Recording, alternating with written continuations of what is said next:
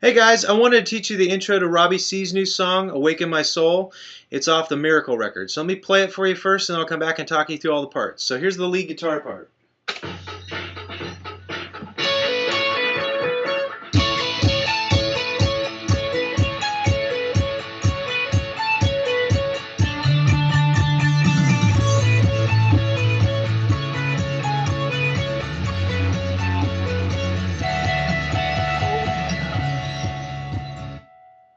Okay, so let me talk you through that part, show you exactly what's going on in the lead part first, and I'll come back and talk about the rhythm. So the song's in the key of A. Most of the notes in this, or actually all the notes are in the A major scale.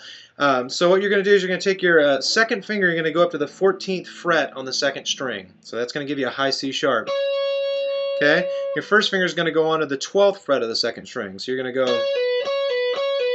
So that's the very beginning of the intro where you hear that little filter part going on, but it's. Okay, so he's kind of doing a pull off on it too. So what I'm doing is just plucking down on the C sharp and then pulling my finger off. Okay, so that's the little filter part, and then the actual groove comes in with the other parts. So you're going to go C sharp, B, C sharp, and then put your pinky up onto the 17th fret of the first string for high A. So. Alright, that's the first one. Second one, you're going to take your pinky and go down a half step to the 16th fret on that G sharp. And then back to the first one. Okay, so let me play those three together.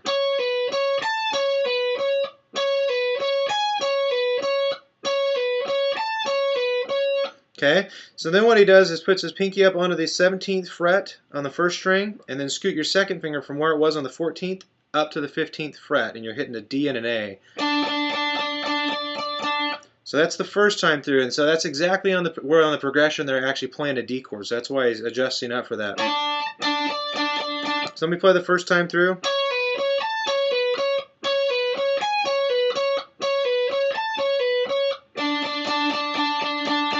Okay, second time through, halfway through the intro there, is the exact same thing for the first three times. So,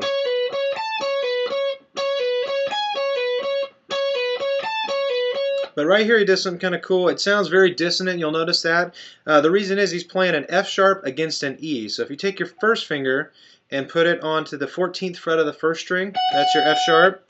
And I put my third finger, you can also do second finger, either one, onto the 17th fret of the second string, and that's your E. And so those two together really clash, but it worked for this part to kind of bring the song into the verse.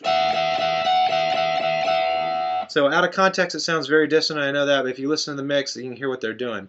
So that's the lead guitar part. Now let's talk about the rhythm parts. There's two guitar tracks that are doing the rhythm parts. So there's a one on the left side and one on the right side. So I'll talk you through each one.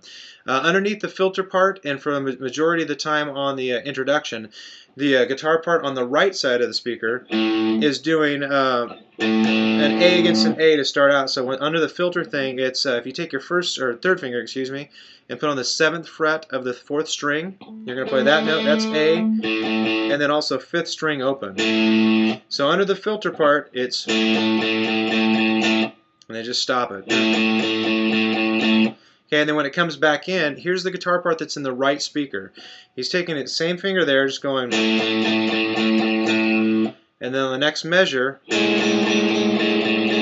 so you notice that dissonance. So he's gone down to the 6th fret of the 4th string for that G sharp against the A. It's like a major 7. And then walk that down to the 4th fret on the 4th string.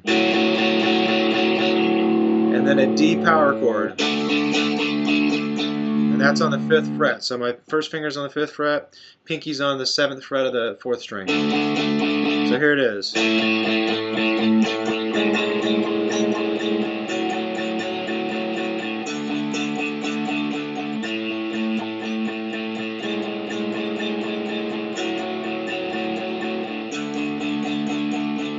Okay, so that's the right side speaker. That's what the rhythm guitar is doing. On the left side, he's not playing on the filter part. You notice if you can split your speakers, you'll be able to hear that there's not any rhythm guitar part on the left speaker.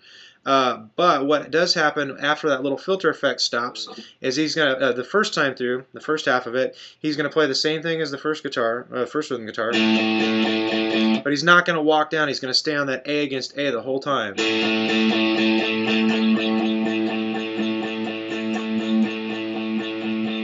And then once the second half of the intro kicks in, he starts to do the walk down the same way the other guitar part goes. So let me play the rhythm parts now, and you'll be able to hear all those parts. I'll play the one on the right side of the speaker first, and then you'll hear left side. So here's right side.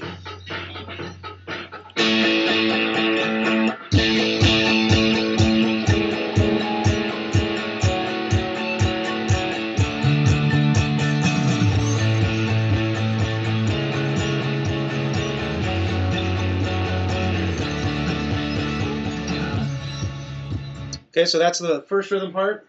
Here's the second one.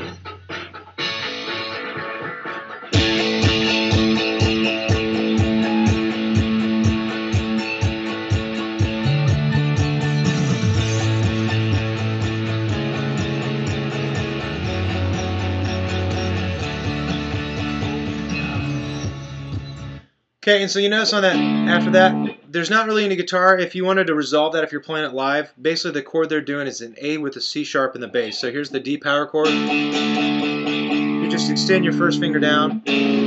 That's that first chord that you'll hear going on. So you'll notice as soon as you play this, though, that there's one note that sounds a little different once the bass kicks in.